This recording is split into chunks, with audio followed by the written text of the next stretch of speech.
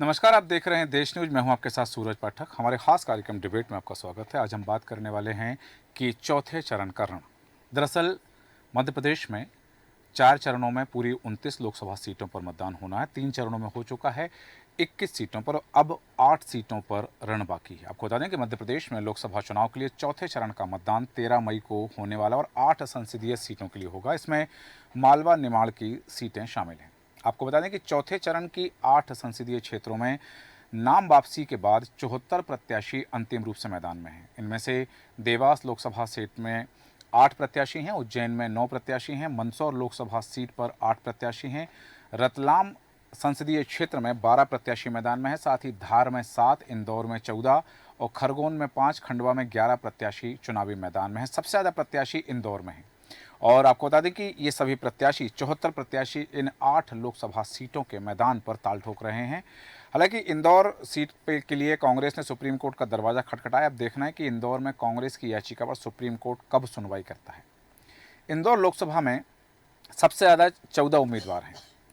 नामांकन वापस लेने के अंतिम दिन कांग्रेस के उम्मीदवार अक्षय कांति बम सहित 2 दर्जन उम्मीदवारों ने अपना पर्चा वापस लिया था। इसके बाद भी इंदौर में सबसे ज़्यादा उम्मीदवार मैदान में हैं। तीसरे चरण में 7 मई को मतदान हो चुका है और अब चौथे चरण के लिए सभी ने अपनी कमर कस ली है। देवास, उज्जैन, मंदसौर, रतलाम, धार, इंदौर, खरगोन और खंडवा लोकसभा सीटों के लिए मतदान होगा। 13 मई को मतदान होगा। चौथे चरण के चुनाव के लिए भारतीय जनता पार्टी और कांग्रेस ने पूरी ताकत झोंक दी है और मैदान में नजर आ रही है। इन सीटों पर पीएम मोदी सहित कई दिग्गज नेताओं की जनसभाओं हो चुकी हैं और वो जनसभाओं को संबोधित कर चुके हैं। एक महत्वपूर्ण बात है कि जहां इन सीटों पर मध्य प्रदेश की करीब 50 लाख से ज़्यादा मुस्लिम मतदाताओं का करीब 70 से 72% वोट इंदौर और उज्जैन संभाग में मौजूद है। इनमें इंदौर संभाग की बात करें तो इंदौर संभाग में जहां इंदौर, महू, राऊ, धार, बड़वानी, खरगोन, खंडवा, बुरहानपुर विधानसभा सीटें शामिल हैं। उज्जैन में मंदसौर, नीमच, रतलाम, जावरा, शाजापुर, शुजालपुर, आगरा, मालवा आदि विधानसभा मुस्लिम बहुल सीटें शामिल हैं। अब ये मतदाता भी निर्णायक हो सकते हैं और साथ ही मैं आपको बता दूं कि इंदौर में जो सियासी समीकरण चल रहे हैं उन समीकरणों को लेकर के भी सियासी गलियारों में चर्चाओं का बाजार गर्म बना हुआ है। किसकी क्या तैयारी है, कौन कितनी दमखम से चुनाव के मैदान में है। और चौथा चरण मतलब मध्य प्रदेश के हिसाब से देखा जाए तो अंतिम चरण है। हालांकि अभी इसके बाद 3 चरणों के मतदान और बाकी रहेंगे पूरे देश में, लेकिन मध्य प्रदेश के लिए आखिरी चरण है। और सभी राजनीतिक दलों ने, क्योंकि यहाँ पर इन 74 प्रत्याशियों में से 30 प्रत्याशी ऐसे हैं जो निर्दलीय हैं, वो भी मैदान में हैं। किसने क्या तैयारी कर रखी है, मतदाताओं के बीच क्या पैठ बनाई है, इस विषय पर हम चर्चा करेंगे। चर्चा में खास मेहमान हमारे साथ हैं, आपका परिचय कराते हैं। हमारे साथ हैं भारतीय जनता पार्टी के प्रवक्ता शिवम शुक्ला जी। शिवम शुक्ला जी, बहुत स्वागत है आपका देश न्यूज में। साथ ही हमारे साथ हैं कांग्रेस प्रवक्ता अमित चौरसिया जी। अमित चौरसिया जी, आपका स्वागत करते हैं। और राजनीतिक विश्लेषक राजेंद्र जैन जी हमारे साथ हैं। राजेंद्र जैन जी, आपका स्वागत है। और सबसे पहले आना चाहूँगा शिवम शुक्ला जी आपके पास। मध्य प्रदेश के लिए चौथा चरण मतलब मध्य प्रदेश की आखिरी 8 सीटों पर भारतीय जनता पार्टी ने क्या ताकत लगाई है, क्या उम्मीदें हैं, जनता के बीच अपनी बात पहुंचाने में कितने सफल मानते हैं आप अपने आप को?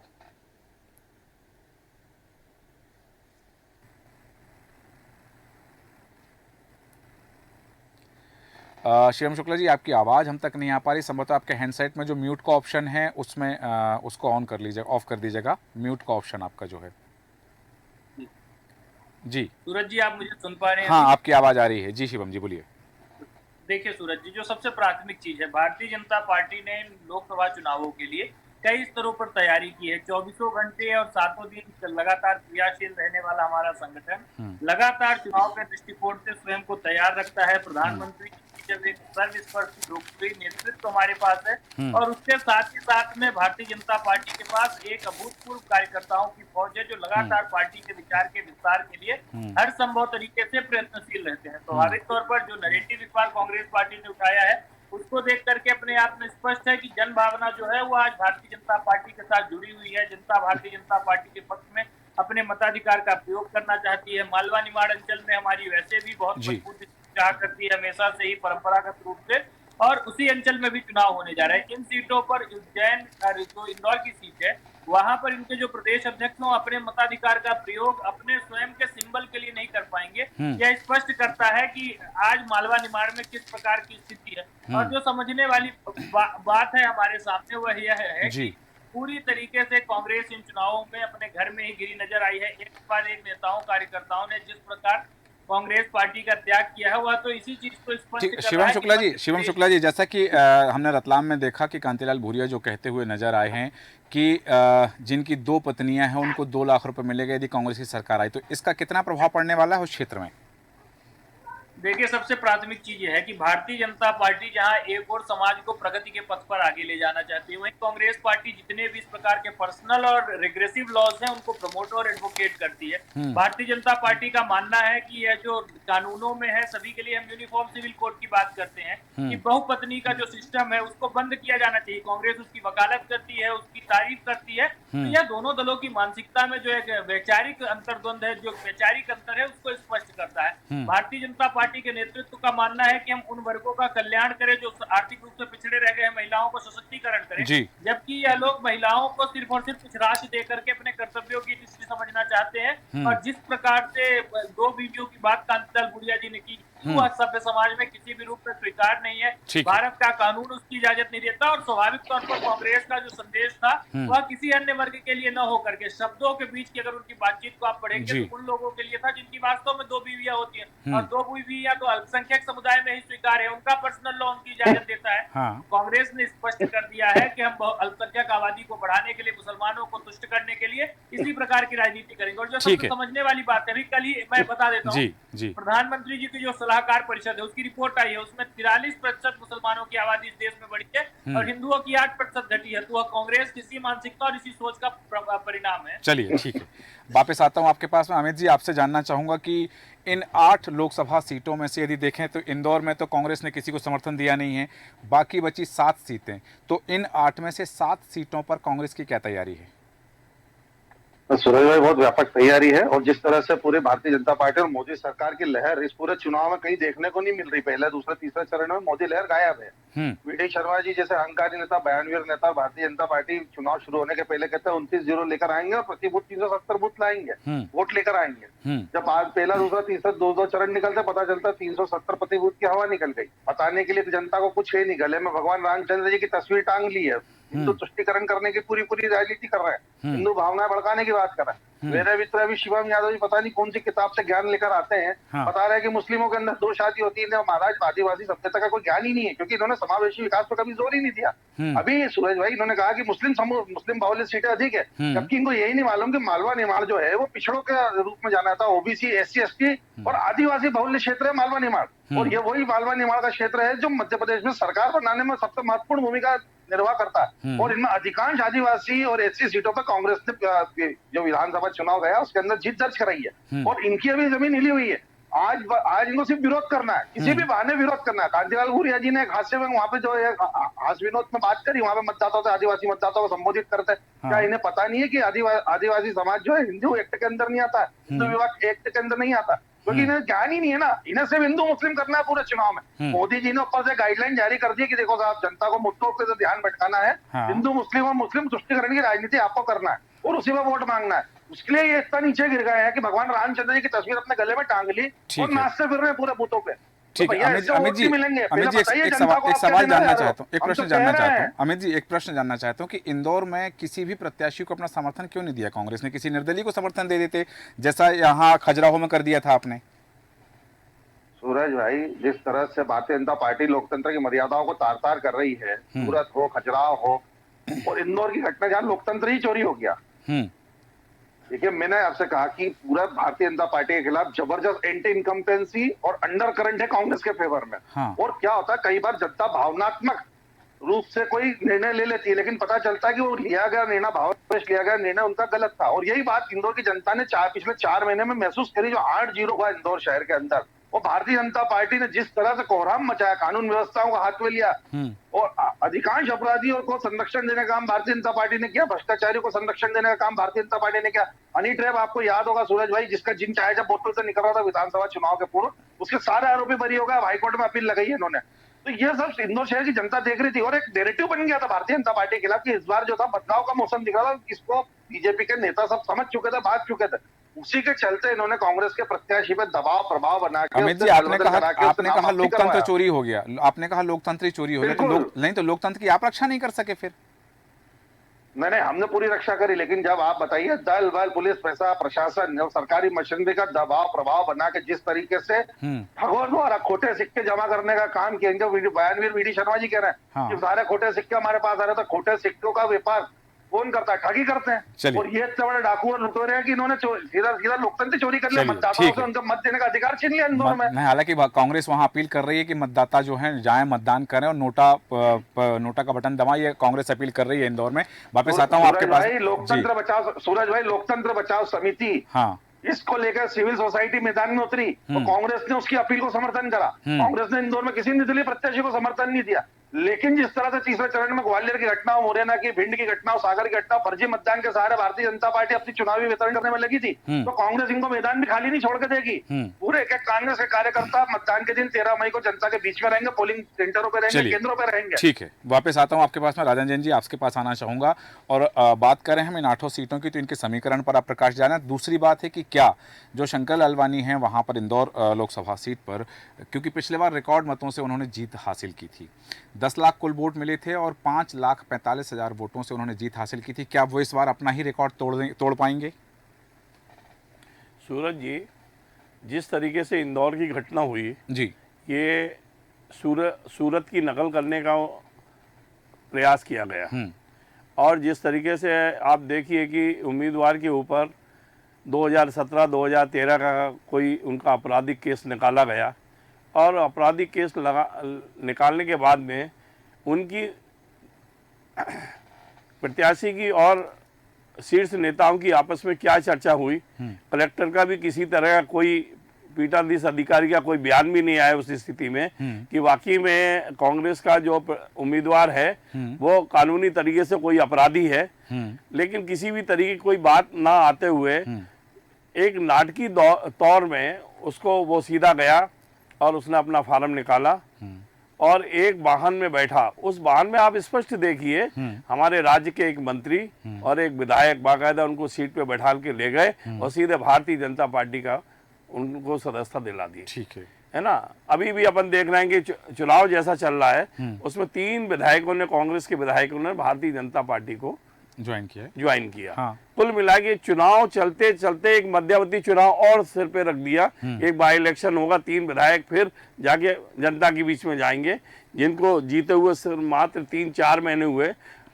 वो एक दल के नाम से उन्होंने वोट मांगा, उनको विधायक बनाया, जनता का सीधा अपमान हुआ और सीधा उन्होंने दूसरे दल में वो शामिल हो गए। लेकिन राजन जी, ये तो कुल मिला के मेरा कहने का तात्पर्य सब इतना है कि जब सत्ताधारी पार्टी के सांसद इंदौर से 5.5 लाख 5.25 लाख मतों से चुनाव जीत रहे हैं और अगर जब जीत ही रहे थे तो भारतीय जनता पार्टी को ऐसी कौन सी विपत्ति आन पड़ी थी कि उन्होंने ये नाटकीय दौर पूरा किया। और नाटकीय दौर करने के साथ में सूरत में जो घटना घटी उस तरह का इन्होंने प्रयोग करने का प्रयास किया। ठीक है। लेकिन उसमें भी 12-13 जो निर्दलीय उम्मीदवार हैं उनको नहीं बैठाल पाए और जो संदेश जाना चाहिए था सूरत का वो संदेश नहीं गया। सबसे ज्यादा प्रत्याशी केंद्रीय नेतृत्व तो जिस तरीके से इनकी पीठ थपानी थी उस काम को ये पूरा नहीं कर पाए, 50% ये काम कर पाए।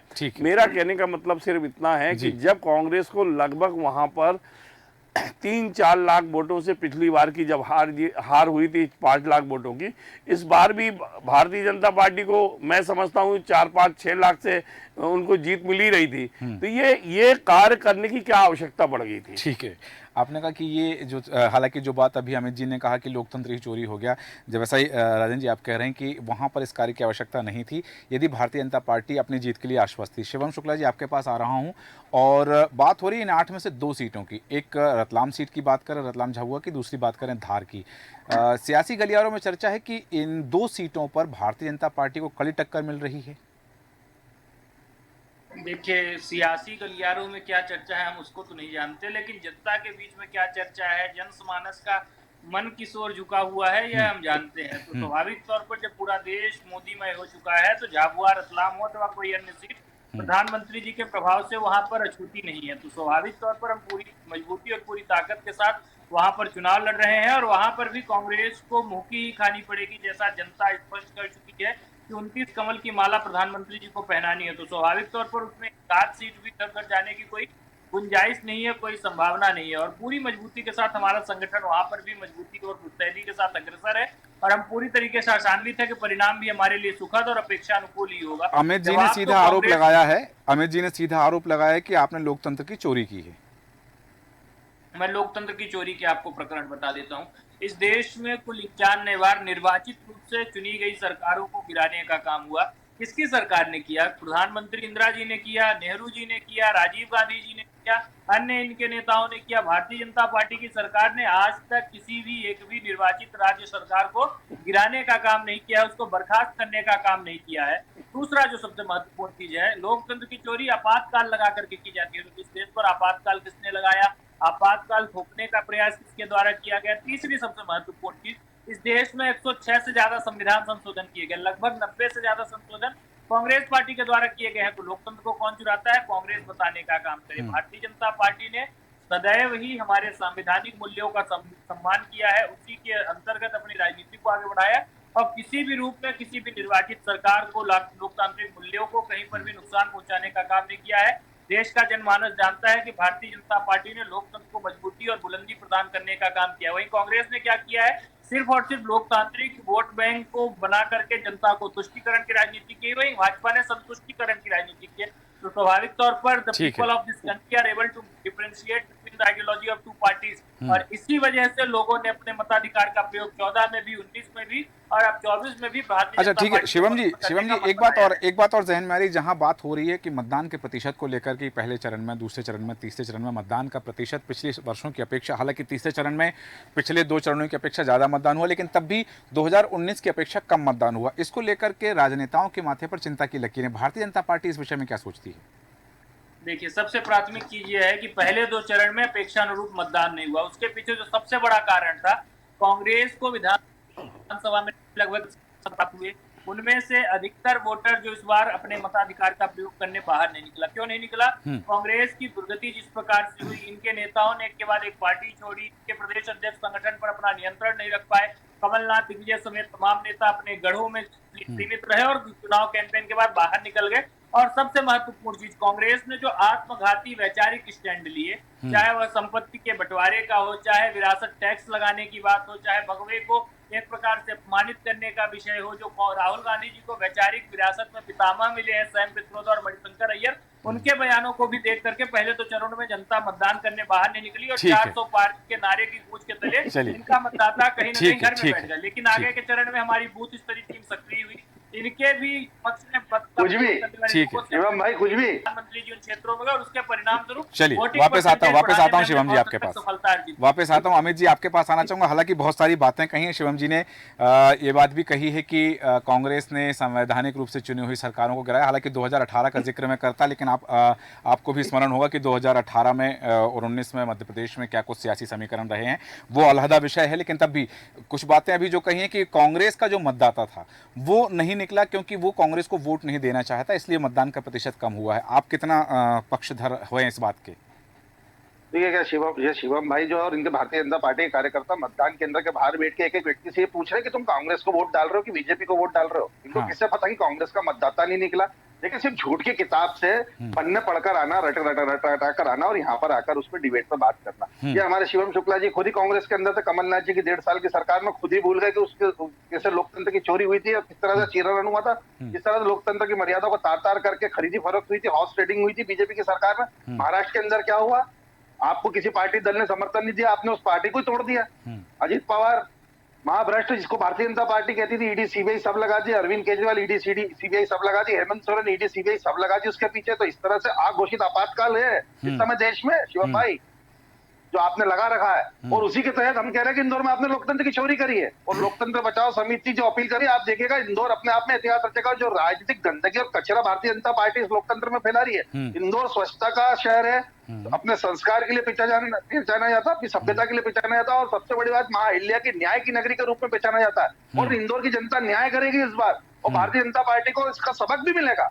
और ये जो शंकर लालवानी की जीत है, ये चाहे 5 लाख से जीते या 12 लाख से जीते, ये जीत पूरी बेईमानी होगी, क्योंकि इस नतीजे का कोई महत्व रह नहीं गया। हाँ। अब शंकर लालवानी जी 8 से जीते या 11 से जीते, हाँ। उनसे उनका स्वाभिमान जो है खुद भारतीय जनता पार्टी के नेताओं ने छीन लिया। जो सांसदीय जीत का उनको श्रेय मिलना था, वो श्रेय अब उनको नहीं मिलेगा। नहीं, तो ये बात समझिए शिवम भाई, आपने सिर्फ कांग्रेस के प्रत्याशी को नहीं चुराया, नहीं, लेकिन कांग्रेस का आपने भारतीय प्रत्याशी जनता भले ही पार्टी ना के हो, स्वाभिमान को भी गिरा दिया। कांग्रेस का प्रत्याशी जी। भले ही वहां ना हो, शंकर लालवानी के सामने 13 और प्रत्याशी, इन 8 में से सबसे ज्यादा प्रत्याशी इंदौर लोकसभा सीट पर ही हैं और 14 प्रत्याशी हैं कुल मैदान में। सूरज भाई जी, सूरज भाई, ये मध्य प्रदेश की राजनीति में 2 ही विपक्षी दल है, भारतीय जनता पार्टी, दूसरी कांग्रेस। हाँ। और जनता इन्हीं 2 प्रत्याशियों को देख के अपना वोट करती है, और दोनों प्रत्याशी जो है नेशनल पार्टी से बिलोंग करते हैं। हाँ। तो जनता ये देखती है कि नेशनल पार्टी का एजेंडा क्या है, वो क्या घोषणा लेकर आ रही है। हाँ। जब कांग्रेस ने अपनी 25 न्याय गारंटी, राहुल गांधी जी ने जो एक वैचारिक यात्रा मध्य प्रदेश में निकाली, न्याय यात्रा के रूप में 700 किलोमीटर दोबारा लेकर आया, वो एक एक आदमी से मिले, उसकी मन की बात सुनी। मोदी जी तरीका नहीं कि अपनी मन की बात कहना। हाँ। और राहुल जी ने हर वर्ग को छूने का प्रयास करा, चाहे वो मैकेनिक हो, कूली हो या लेबर हो। आपने देखा होगा कि किसान जिसका फसल खराब हो गई थी, ठेला फेंक दिया गया था, उससे भी राहुल जी ने घर पे आकर मुलाकात ये करी। समीकरण जो तो भी राहुल आपने जी ने- बताया अमित जी, ये जो समीकरण जी। बताया, ये खजुराहो सीट पर नहीं थे? खजुराहो के अंदर देखिए, मैंने आपसे कहा, पुलिस प्रशासन और मशीनरी, जिस तरह से सरकारी मशीनरी का दुरुपयोग किया जा रहा है, एक छोटी सी साइन के चलते आपने कैंडिडेट का नामांकन निरस्त कर दिया। तो ये वीडी शर्मा जी की घबराहट थी। बयानवीर बहुत बड़ा वीडी शर्मा जी, हाँ। लेकिन ये आपको भी याद होगा सूरज भाई कि जब विधानसभा चुनाव थे, तो उसी खजुराहो लोकसभा की जब वीडी शर्मा जी को पद से हटाने की बात चल रही थी, तो 8 विधायक उनके खिलाफ थे खजुराहो में। भारतीय जनता पार्टी के मंडल अध्यक्ष से लेके अध्यक्ष तक वीडी शर्मा जी की तानाशाही के खिलाफ थे कि साहब ये अध्यक्ष नहीं चलेगा, ये तानाशाही निर्णय लेते हैं। तो ये इसको बुलाया नहीं जा सकता है। और जिस तरह से उस विरोध को शांत किया गया लोकसभा चुनाव के चलते, हाँ। तो ये उन्होंने जो करा है, हाँ। वो समाजवादी पार्टी के प्रत्याशी का नामांकन निरस्त करवाया कलेक्टर साहब के ऊपर प्रेशर बना के, ताकि उनके सामने चुनाव मैदान पूरी तरह से खाली मिले। घबरा क्यों रहा? फ्री आप फायर शासकीय मशीनरी पर सवाल खड़े कर रहे हैं अमित जी। भैया भिंड में सूरज भाई क्या हुआ, मुरैना में क्या हुआ, हाँ। ग्वालियर के अंदर फर्जी मतदान हुआ कि नहीं हुआ, सारे मीडिया चैनलों में आया। मतदाताओं के ऊपर गोली तक चली, दलित समाज, जाटव समाज के घर जला दिए गए, कांग्रेस के पक्ष में मतदान करने के जरिए इंदल सिंह कंसाना क्यों उनकी विधानसभा में चुनाव परिणाम सबसे कम रहा। हाँ। तो ये देखिए ना, सबसे कम मतदान भारतीय जनता पार्टी के विधायक और मंत्रियों के विधानसभा क्षेत्रों से निकल कर आया। ठीक है शिवम जी, जिस तरह से अमित जी ने कहा कि बहुत सारी बातें उन्होंने भी कही, 2018 का भी जिक्र किया है, महाराष्ट्र का भी जिक्र उन्होंने किया, लेकिन यहाँ एक बात उन्होंने कही कि यदि इंदौर सीट से भारतीय जनता पार्टी के प्रत्याशी को जीत मिलती है तो वो जीत जैसे नहीं होगी, क्योंकि वहाँ प्रतिद्वंदी ही सामने नहीं है। तो फिर उनका आत्मसम्मान की बात कही है अभी अमित जी ने।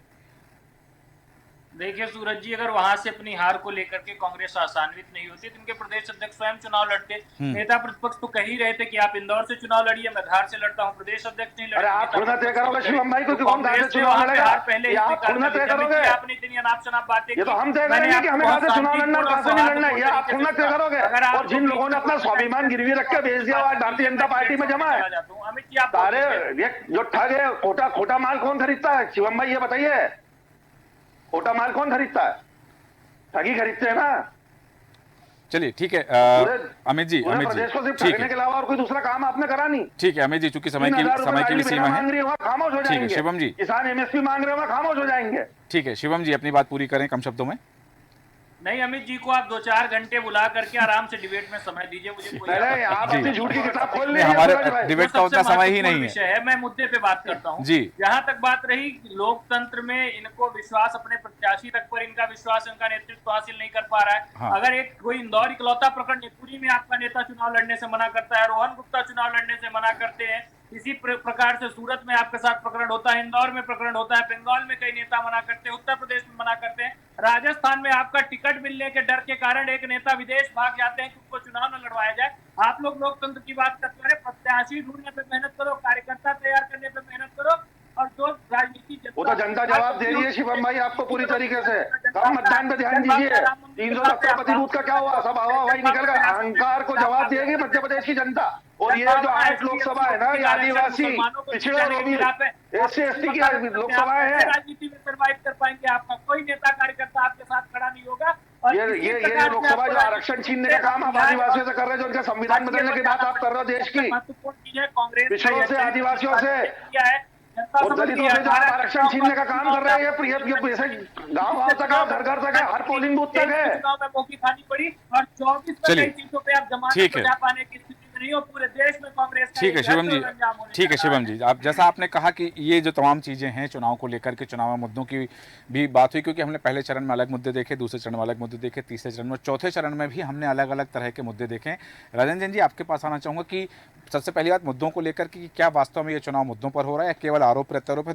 दूसरी ओर कि चुनाव आयोग भी लगातार प्रयासरत है, चुनाव आयोग के सामने भी चुनौती है और राजनीतिक दलों के सामने भी चुनौती है चौथे चरण में मतदान का प्रतिशत बढ़ाने को लेकर के। इस संदर्भ में आपकी टिप्पणी।